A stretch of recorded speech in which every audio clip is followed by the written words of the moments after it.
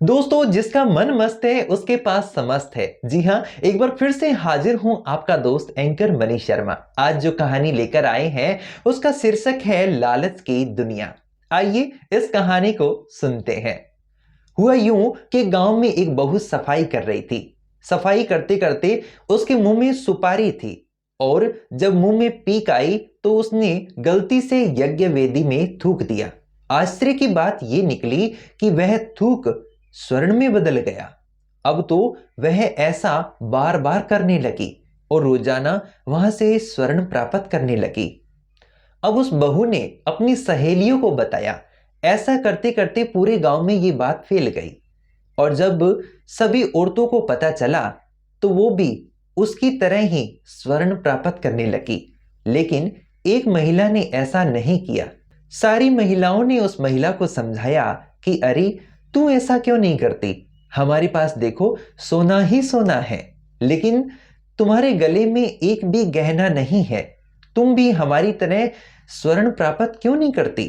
लेकिन वो महिला बोली कि नहीं, मैं ऐसा नहीं करूंगी, लेकिन उससे पहले मैं अपने पति से जरूर पूछूंगी।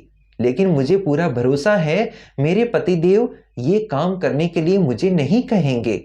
अब डरते डरते उस महिला ने अपने पति से पूछ ही लिया। लेकिन ये क्या? उसका पति बोला, अरे, बावड़ी हो गई है क्या? भला यज्ञ वेदी में कोई थूकता है और ये कोई स्थान थूकने का होता है?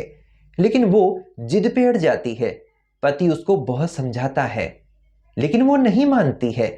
वो कहती है कि जब काया को कष्ट हो और हमें ऐसे धर्म का पालन करने से क्या मतलब, क्योंकि हमें दुख जो हो रहा है कि अरे पतिदेव, अगर मेरे पास भी इतना स्वर्ण हो तो मैं कितनी खुश रह सकती हूँ। लेकिन पति ने उसे बार बार समझाया।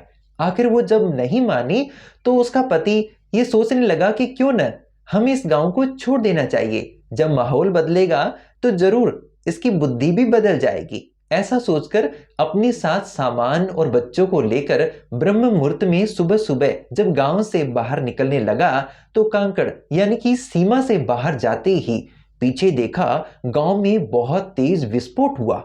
दोनों अवाक रह गए। दोनों ने सोचा ये क्या हो गया, लेकिन उस महिला को अपने पति का महत्व समझ आ चुका था। आखिर उन्होंने जो धर्म किया था उसका फल उन्हें मिला था। आज तक जिस गांव में वो रहते थे, यानी कि गांव की परिधि में रहते थे, इसीलिए गांव सुरक्षित था। अब वो समझ चुके थे।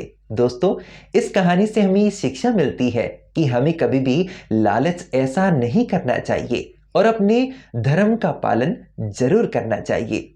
आखिर आपको ये कहानी कैसी लगी, हमें कमेंट करके जरूर बताइएगा। मिलते हैं अगली कहानी में और हाँ, अपने दोस्तों से जरूर शेयर कीजिएगा। नमस्कार।